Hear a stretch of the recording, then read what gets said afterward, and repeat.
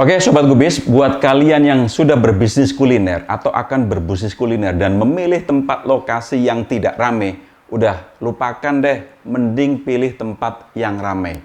Kali ini saya akan berbagi tips bagaimana mencari tempat kuliner yang rame dengan menggunakan aplikasi Google. Ikuti ya.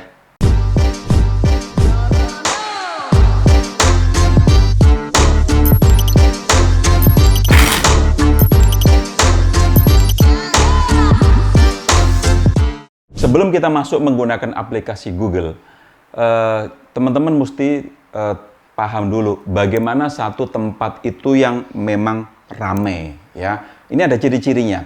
Biasanya di tempat sekitar itu bisa jadi ada fasilitas umum. Fasilitas umum itu bisa jadi ada pasar, ada bank, ada puskesmas atau rumah sakit gitu ya, atau ada sekolah-sekolah. Dan pastinya di sekitar situ udah banyak yang jualan kuliner ya. Jadi biasanya kalau ide kita itu cemerlang, hebat, kita anggap super, ingat, ada yang lebih senior dari kita, ada yang lebih tua dari kita yang sudah punya ide tersebut. Nah, misalnya teman-teman, kita melintas ke satu lokasi, ke satu wilayah. Kita melihat, daerah sekitar sini kok kulinernya banyak ya, kayaknya rame ya. Kita cek dulu di Google, ya. Gunakan Google Map, ya. Biasanya di satu jalan itu kan pasti teman-teman tahu. Saya ambil contoh misalkan saya tinggal di daerah Cempaka Putih, ya. Di sini memang banyak kuliner. Jadi misal ada orang luar yang tidak ngerti Cempaka Putih, ya kalau udah ngerti ya pasti udah tahu dong di wilayah sini misalkan kalau jualan kuliner itu bagus atau enggak gitu ya. Jadi ketika kita melintas, maka kita akan lihat yang pertama adalah Google Map. Ini lokasi ada di mana gitu ya. Jadi kita tahu, lokasinya ada di Cempaka Putih. Maka kita butuh Google karena kadang kita melewati cuman jalan itu cuma ngelihat kanan kirinya rame. Apakah di dalam gang-gang masuk ke jalan ke dalamnya itu rame atau enggak? Maka kita harus mengecek data lewat Google. Yang pertama adalah kita akan lihat ya kepadatan penduduk. Maka coba cek kepadatan penduduknya. Berapa jumlah penduduk di Cempaka Putih? Buat yang nggak tahu Cempaka Putih ini kecamatan atau kelurahan, ya pasti nanti akan menemukan jawaban. Oh ternyata Cempaka Putih ini nama satu kecamatan di daerah Jakarta Pusat.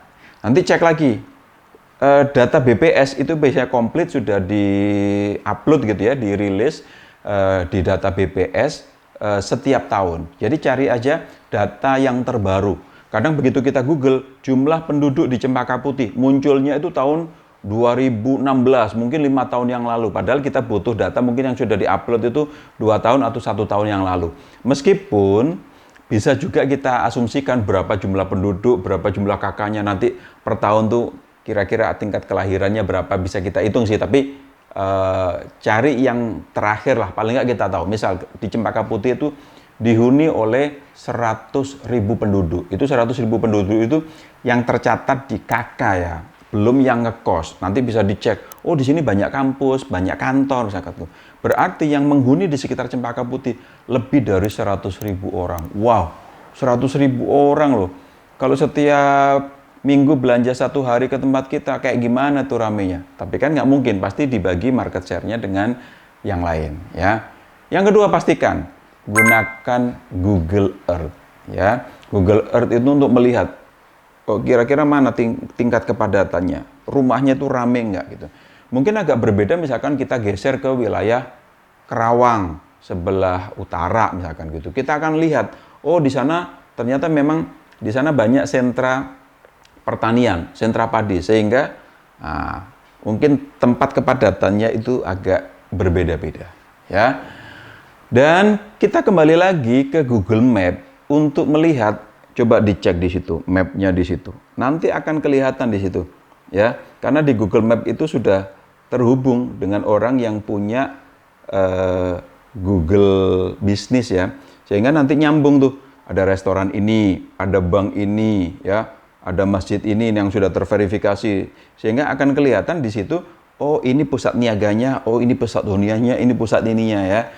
Baru kita cek antara tadi yang online kita cek ke lapangan jalan ini di mana, kita periksa satu-satu. Oh ini ada Pizza Hut, oh ini ada Bank BCA, oh ini ada Bank BNI, oh Bank BRI-nya di sini, oh pasarnya agak jauh ke sana, oh di sebelah sini ada kampusnya, oh di sebelah sini ada apa itu pusat perkantoran, oh kulinernya itu titik-titiknya yang rame di sini. Di dalam-dalamnya juga banyak kuliner, tapi mungkin tidak terlalu rame misalkan gitu, ya. Baru nanti kita masuk ke sewa apa itu kalau sudah cocok gitu ya tempatnya ya, baru lihat ada yang disewain nggak, ada tulisan disewain nggak.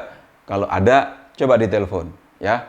Ingat survei itu ya tidak harus bayar mahal, tapi setidaknya kita bisa melakukan survei yang minimal 50% itu sudah datanya agak valid, baru kita telepon. Misalkan ada yang disewakan, berapa sewanya di sini? Misalkan satu ruko, waduh kok 200 juta. Kira-kira bisa masuk enggak? Atau aku mau jualan kaki 5 aja? Atau aku mau buka outlet yang lebih kecil aja? Wah, kalau tadi ngomongnya 200 juta, masuk atau enggak? Kita sudah pernah membuat video tentang kita memperkirakan harga sewa di satu tempat itu kemahalan atau enggak. Nanti bisa lihat, cek linknya di sini ya. Gitu. Oke, udah lumayan kan? Ada 3 aplikasi yang bisa kita pakai ya. Setidaknya tidak harus jalan ke tempat dulu, kita bisa di rumah, bisa menggunakan Google untuk mesin pencarinya, data-datanya, bisa dengan Google Maps dan Google Earth untuk melihat dari helikopter view ya. Baru kita mesti datang ke satu tempat untuk meyakinkan wilayah ini benar-benar ramai atau enggak. Terus tadi memastikan harga sewanya berapa, kita bisa masuk di situ atau tidak, gitu ya.